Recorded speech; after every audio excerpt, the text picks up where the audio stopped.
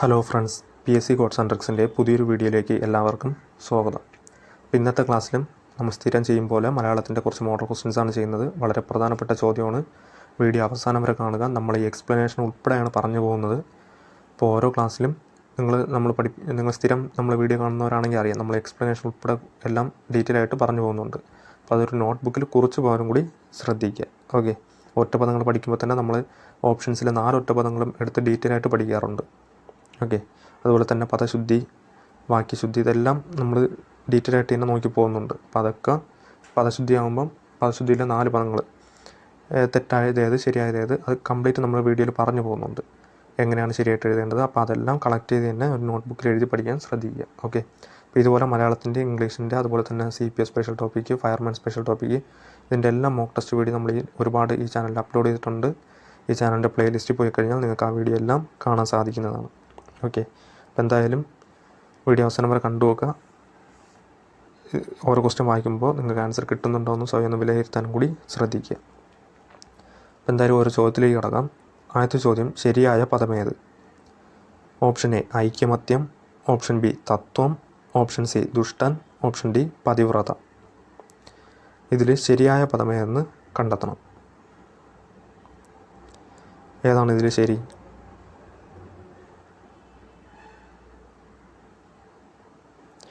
ഇപ്പോൾ ഇവിടുത്തെ ശരിയായിട്ടുള്ള ആൻസർ ഓപ്ഷൻ ഡി ആണ് കേട്ടോ. Option D, Pativrata. പതിവ്രത എന്നതാണ് ശരി. നമ്മളിത് കഴിഞ്ഞൊരു ക്ലാസ്സിലും ഇതേ സെയിം ക്വസ്റ്റ്യൻ പഠിച്ചതാണ്. പതിവ്രത എന്നതാണ് കറക്റ്റായിട്ടുള്ള പദം. ഇനി ഓപ്ഷൻ എ എന്താ തെറ്റാവാൻ കാരണം? ഐക്യമത്യം എന്ന് വേണ്ട, ഐകമത്യം എന്ന് മതി. അടയാളം വേണ്ട, ഐകമത്യം എന്ന് മതി. ഐക്യ എന്ന് വേണ്ട, ഐകമത്യം. അതിൽ ഓപ്ഷൻ ബി എന്താ തെറ്റാവാൻ കാരണം? തത്വം എന്നാണല്ലേ. 2 താ ചേർന്ന തായാണ്. തത്വം എന്നാണ് വരേണ്ടത്. ഒരു താ അല്ല, 2 താ വേണം. തത്വം. അതുപോലെ സി ദുഷ്ടൻ. ദുഷ്ടൻ എന്നെങ്ങനെ എഴുതേണ്ടത്? ഈ ടായല്ല, എസ് കൊടുത്ത ടായാണ് വരേണ്ടത്. ദുഷ്ടൻ കേട്ടോ. അപ്പം ഐകമത്യം, തത്വം, ദുഷ്ടൻ എസ് ടായാണ്. അതുപോലെ പതിവ്രത. അപ്പോൾ ഈ 4 നിങ്ങളൊരു നോട്ടിൽ കുറിച്ച് തന്നെ പോകാൻ ശ്രദ്ധിക്കുക. അടുത്ത ചോദ്യം, പ്രയോജക ക്രിയ ഏത്? ഇപ്പോൾ ഈ തന്നിരിക്കുന്ന 4 ഓപ്ഷൻസിൽ പ്രയോജക ക്രിയ ഏതെന്ന് കണ്ടെത്തുക. ഓപ്ഷൻ എ നടക്കുന്നു, ഓപ്ഷൻ ബി ഇരിക്കുന്നു, ഓപ്ഷൻ സി പാടിക്കുന്നു, ഓപ്ഷൻ ഡി ചതിക്കുന്നു. ഇതിൽ പ്രയോജക ക്രിയ എന്ന് കണ്ടെത്തുക.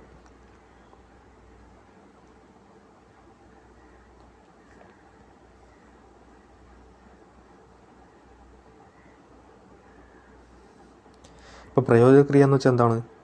കർത്താവ് പരപ്രേരണയോടുകൂടി ചെയ്യുന്ന ക്രിയയാണ് പ്രയോജക ക്രിയ എന്ന് പറയുന്നത്. പിന്നെ കേവലക്രിയ എന്ന് പറയുന്നൊരു സംഭവമുണ്ട്. കേവലക്രിയ എന്ന് വെച്ചാൽ എന്താണ്? കർത്താവ് സ്വയം ചെയ്യുന്ന ക്രിയനെയാണ് കേവലക്രിയ എന്ന് പറയുന്നത്.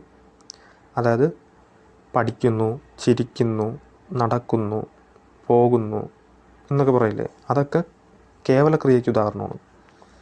എന്നാൽ കർത്താവ് പരപ്രേരണയോടുകൂടി ചെയ്യുന്ന ക്രിയയാണ് പ്രയോജക ക്രിയ എന്ന് പറയുന്നത്. അതിനുദാഹരണം പഠിപ്പിക്കുന്നു, ചിരിപ്പിക്കുന്നു, പാടിക്കുന്നു എന്നൊക്കെ പറയത്തില്ലേ. അപ്പോൾ അതൊക്കെയാണ് അതിനുദാഹരണം എന്ന് പറയുന്നത്. അപ്പോൾ ഇവിടുത്തെ ആൻസർ ഏതാണ്?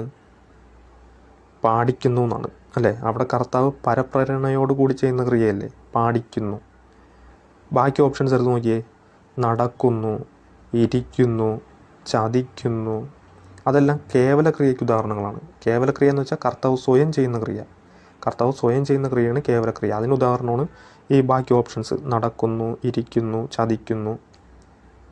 ഓക്കെ, ഓപ്ഷൻ സി നോക്കിയേ, പാടിക്കുന്നു അല്ലേ.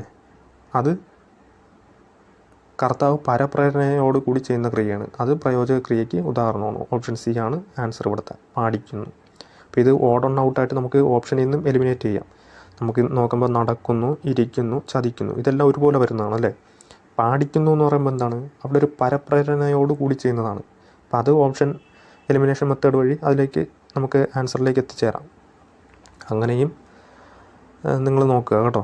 ഇപ്പം പ്രയോജക ക്രിയ എന്താണെന്ന് അറിയില്ലെങ്കിലും നമ്മൾ 4 ഓപ്ഷൻസും വായിച്ച് നോക്കുക. അതിൽ ഓഡ് ഓൺ ഔട്ടായിട്ട് നമുക്ക് ചിലപ്പോൾ കണ്ടെത്താൻ സാധിക്കും.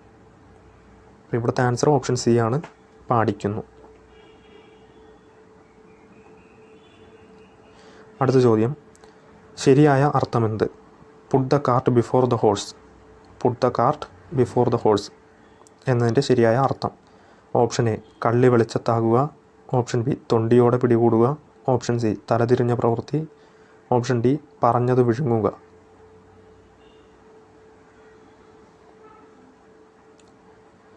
Puttu the cart before the horse എന്നതിൻ്റെ ശരിയായ അർത്ഥം തലതിരിഞ്ഞ പ്രവൃത്തിയാണ് അല്ലേ. ഓപ്ഷൻ സി ആണ് ആൻസർ, തലതിരിഞ്ഞ പ്രവൃത്തി. Put the cart before the horse എന്നതിൻ്റെ ശരിയായ അർത്ഥം തലതിരിഞ്ഞ പ്രവൃത്തി. അടുത്ത ചോദ്യം, അഗ്നി എന്നതിൻ്റെ പര്യായപദങ്ങളിൽ ഉൾപ്പെടാത്തത് ഏത്? അപ്പോൾ ഈ താഴെ തന്നിരിക്കുന്നതിൽ അഗ്നി എന്നതിൻ്റെ പര്യായപദങ്ങളിൽ ഉൾപ്പെടാത്തത്. Option A പാവകൻ.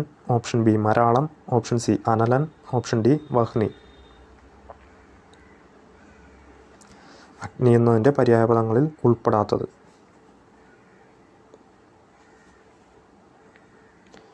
ഇപ്പോൾ സിമ്പിൾ ക്വസ്റ്റ്യൻ ആണ്. ഇവിടുത്തെ ആൻസർ ഓപ്ഷൻ ബി ആണ്, മരാളം. മരാളം എന്നതിൻ്റെ അർത്ഥം അരയന്നമാണ്, അരയന്ന. അപ്പം ബാക്കി ഓപ്ഷൻസ് നോക്കിയേ, പാവകൻ, അനലൻ, അതുപോലെ വഹ്നി. ഇത് മൂന്നിൻ്റെ അർത്ഥം അഗ്നി എന്നാണ്, അഗ്നി. എന്നാൽ മരാളത്തിൻ്റെ അർത്ഥം അരയന്ന എന്നാണ് മരാളത്തിൻ്റെ അർത്ഥം.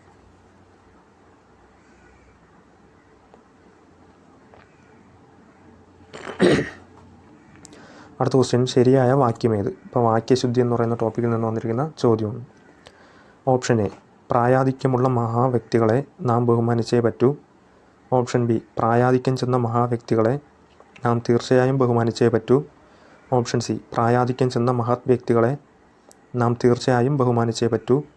ഓപ്ഷൻ ഡി പ്രായാധിക്യം ചെന്ന മഹാവ്യക്തികളെ നാം ബഹുമാനിച്ചേ പറ്റൂ. അപ്പോൾ ഇതിൽ ശരിയായിട്ടുള്ള വാക്യം എന്ന് കണ്ടെത്തുക.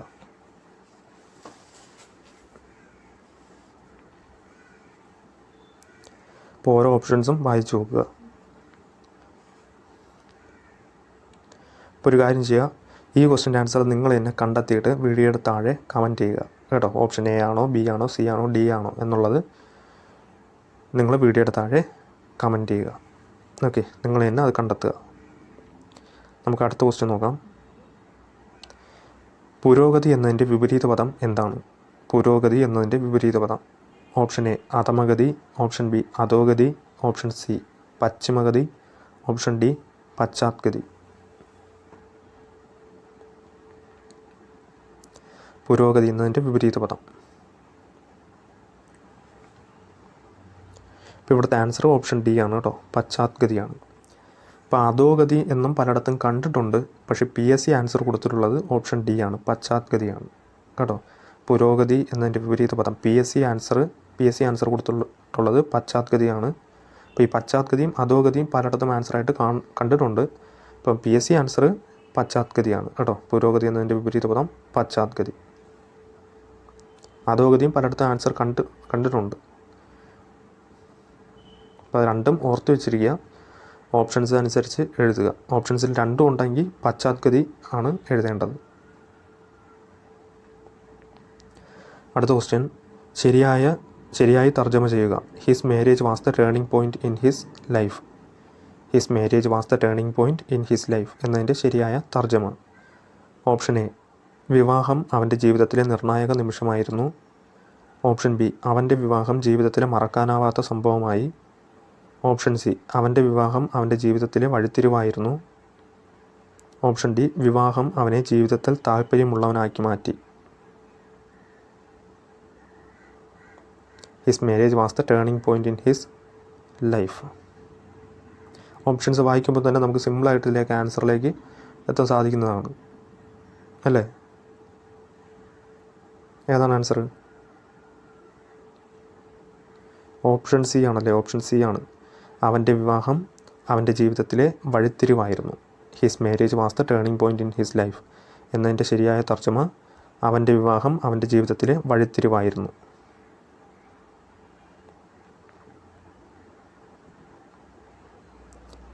അടുത്ത ചോദ്യം, ചുവടെ തന്നിരിക്കുന്നവയിൽ തേൻ എന്ന പദത്തിൻ്റെ പര്യായപദം.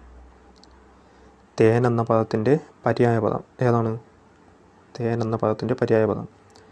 ഓപ്ഷൻ എ അധരം. ഓപ്ഷൻ ബി വേജി, ഓപ്ഷൻ സി ഹകം, ഓപ്ഷൻ ഡി മരന്തം.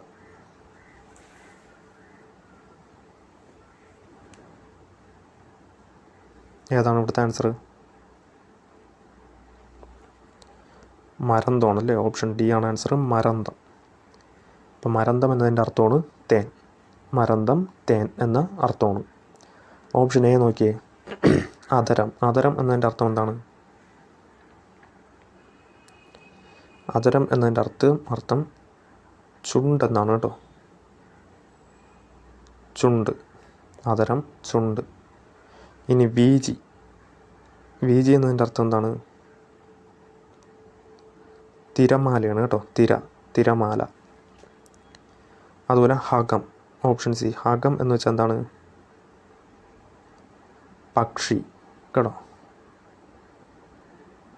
പക്ഷി. അപ്പം അതരം എന്നതിൻ്റെ അർത്ഥം ചുണ്ട്, വീജി എന്നതിൻ്റെ അർത്ഥം തിരമാല, അതുപോലെ ഹകം എന്നതിൻ്റെ അർത്ഥം പക്ഷി. അപ്പോൾ ഇവിടെ മരന്തം എന്നതിൻ്റെ അർത്ഥമാണ് തേനെന്ന് വരുന്നത്, തേൻ. അടുത്ത ചോദ്യം, പ്രത്യുപകാരം എന്ന പദം പിരിച്ചെഴുതുന്നത് എങ്ങനെയാണ്? പ്രത്യുപകാരം എന്ന പദം പിരിച്ചെഴുതുന്നത്. ഓപ്ഷൻ എ പ്രത്യുത് പ്ലസ് ഉപകാരം, ഓപ്ഷൻ ബി പ്രതി പ്ലസ് ഉപകാരം, ഓപ്ഷൻ സി പ്രത്യു പ്ലസ് ഉപകാരം, ഓപ്ഷൻ ഡി പ്രതു പ്ലസ് ഉപകാരം. പ്രീവിയസ് ഇയർ ചോദിച്ചിട്ടുള്ള ചോദ്യമാണ് കേട്ടോ, പ്രത്യുപകാരം. ഇപ്പോൾ ഇവിടുത്തെ ആൻസർ ഓപ്ഷൻ ബി ആണ്, പ്രതി പ്ലസ് ഉപകാരമാണ് പ്രത്യുപകാരം. പ്രതി പ്ലസ് ഉപകാരം പ്രത്യുപകാരം. പ്രീവിയസ് ഇയർ ചോദിച്ച് കണ്ടിട്ടുണ്ട് ഈ ചോദ്യം. ഓക്കെ, അപ്പോൾ ഇന്നത്തെ ക്ലാസ്സിൽ ഇത്രയും ക്വസ്റ്റ്യൻസ് നോക്കുന്നുള്ളൂ. ഇന്ന് നമ്മൾ നോക്കിയതെല്ലാം വളരെ പ്രധാനപ്പെട്ട ചോദ്യങ്ങളാണ്. അതുപോലെ തന്നെ വാക്യശുദ്ധി എന്ന് പറയുന്നൊരു ടോപ്പിക്കിൽ നിന്ന് വന്ന ചോദ്യം നിങ്ങൾക്ക് ആൻസർ ചെയ്യാനായിട്ട് തന്നിട്ടുണ്ട്. അപ്പോൾ അതിൻ്റെ ആൻസർ കണ്ടെത്തി നിങ്ങൾ വീഡിയോയുടെ താഴെ കമൻറ്റ് ചെയ്യുക.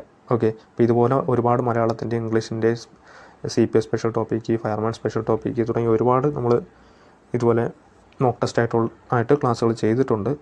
ഈ ചാനലിൻ്റെ പ്ലേലിസ്റ്റ് പോയി കഴിഞ്ഞാൽ നിങ്ങൾക്ക് ഈ വീഡിയോ എല്ലാം കാണാൻ സാധിക്കുന്നതാണ്. അപ്പോൾ വീഡിയോയൊക്കെ പ്രയോജനപ്പെടുത്താൻ ശ്രദ്ധിക്കുക. അപ്പോൾ കണ്ടു നോക്കിയിട്ട് വീഡിയോയൊക്കെ പ്രയോജനപ്പെടുമെന്ന് തോന്നിയാൽ മാത്രം നിങ്ങൾ ചാനലൊക്കെ ഒന്ന് സപ്പോർട്ട് ചെയ്യാനും കൂടി ശ്രദ്ധിക്കുക. ഓക്കെ, അപ്പോൾ പുതിയൊരു വീഡിയോയുമായി കാണുന്നവരെ ഗുഡ് ബൈ.